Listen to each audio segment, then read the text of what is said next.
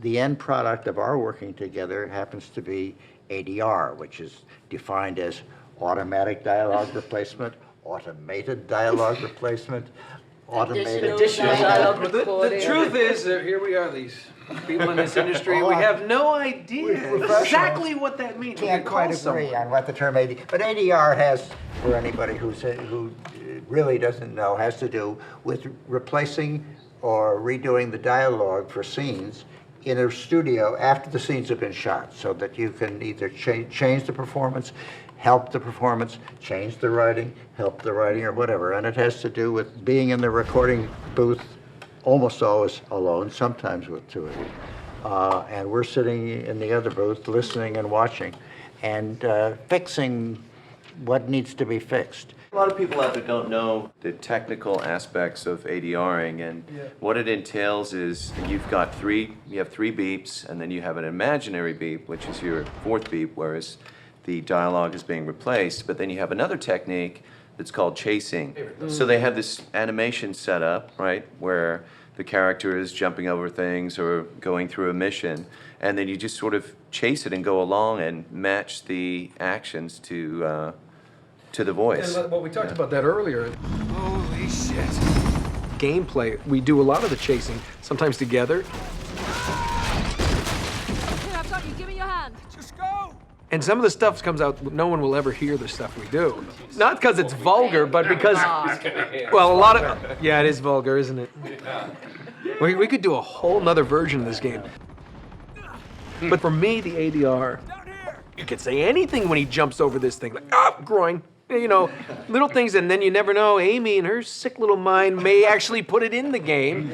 But there was one in the first game where I saw this, and it was definitely a stuntman, do this elaborate kick. And we chased it, and that's where I said that. It's like, I will kick you to sleep.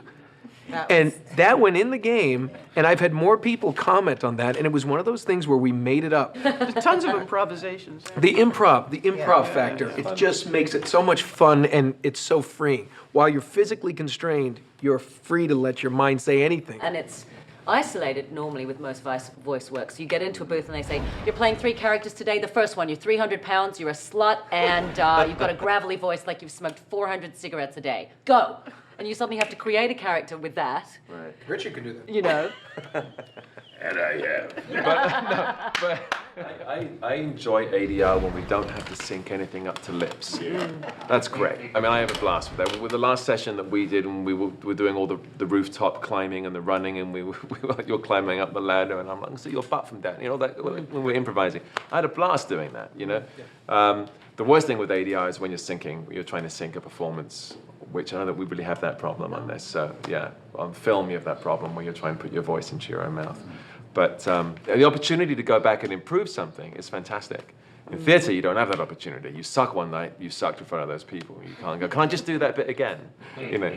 But doing ADR really well is a real art and skill in itself, right? And can I say, just to add to that, one of the toughest things in doing video games is you look at a line and you have to immediately do a performance.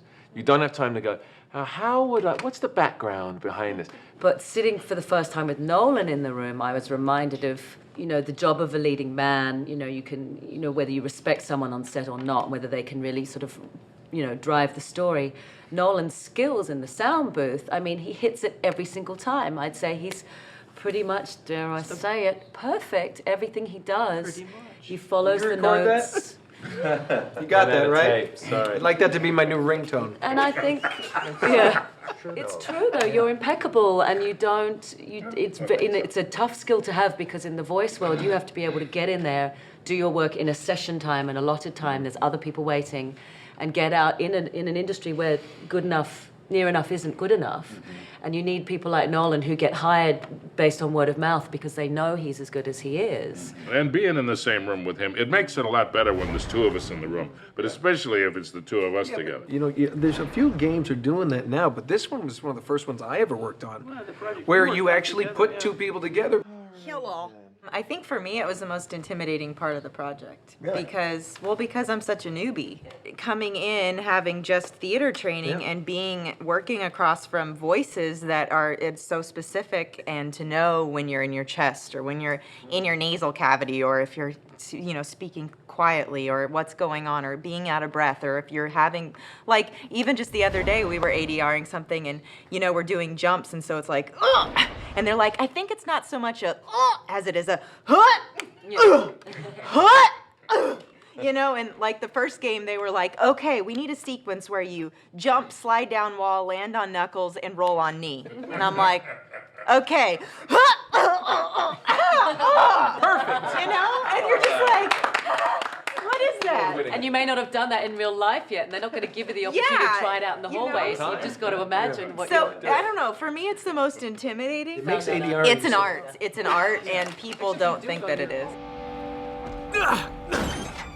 And a lot of people who haven't done a lot of this seem to think that they're just reading the words, but would people who are really experienced use their whole body in that little space, in order to there's create. certain things you can do, and I always try to get into a physical, like if I'm doing for some reason, I mean, it just helps me, and I don't know if it would help everyone, but like if I'm doing like a little wizard or something, doing that voice, I'll hunch my shoulders over and pull them in. I don't know why, it just feels like it's sniveling, and and I do things with my face. I'll make, if I'm doing like a goofy guy, I'll do that helps me get the voice out, because it's a goofy face, and Christopher Walken. I can't do him. He's lying. Well, that's interesting about ADR. I mean, a lot of people don't know that in the film industry. I have done ADR for famous actors when they're not available. Done like 5 movies as Christopher Walken. What did he sound like? A lot like this, Gordon. Scott. Sometimes I'm afraid of manatees because they're dirty. But Pacino, I mean, all these different characters, and people don't realize. They're like, well, what do you mean? It's for Taking a Pelham 1, 2, 3. It was interesting because Tony Scott he'll cut a whole nother film without so he doesn't have people saying the dirty words, and they're saying it. You know what they're saying, but it's like, you son at the beach, So he cuts a whole new film. So I went in and did all the Travolta stuff, and then he would come back and record, but then, when his son passed away, they ended up using a lot of my stuff for airplane versions. I think the common denominator, though, to the motion capture stuff and the ADR stuff that all of us have to get over, which I'm sure we mostly have, is just this feeling of making a choice and feeling stupid, I guess. And because honestly, like, you're in a spandex suit with balls all over you, and you're just walking around like, I really have to be comfortable around all these people. And then in ADR, they want me to be imaginative and make risky choices. So kind of just getting over that initial fear. Like when they ask you to like scream and fall to your death, it's like you said, you just have to do it. There's You just gotta commit to it, that's it. You just have to do it. There's no choice. That is freeing. That's actually. it, yeah. Yeah, Because and you don't they get feel like- stuck in your mind trying to, you see a lot of That's method no, acting. and that's when you're really doing good work as an actor too, when you're not in your head. And when you do commit to it, it's gonna come across. So people say, hey, I liked what you just did. And you're like, I have no idea what I just did. I can't tell you how many times we leave the booth and you feel somewhat exhausted because you feel like you literally have been running through the jungle all day. You're like, you go back home and people are like, oh, how was work? And you're like, well, it was just, you realize, wait, I feel like what did I just do? There was an actor who did like, you had to do, and sometimes in games you have to do the running sequence, like, the gentle run and then the full sprint. And somebody told me a story about the actor who did that sound of the person running, and they said, good cut. The guy went, and he fainted. He fainted in the booth. Hyperventilated and fainted. Yeah. Wasn't me.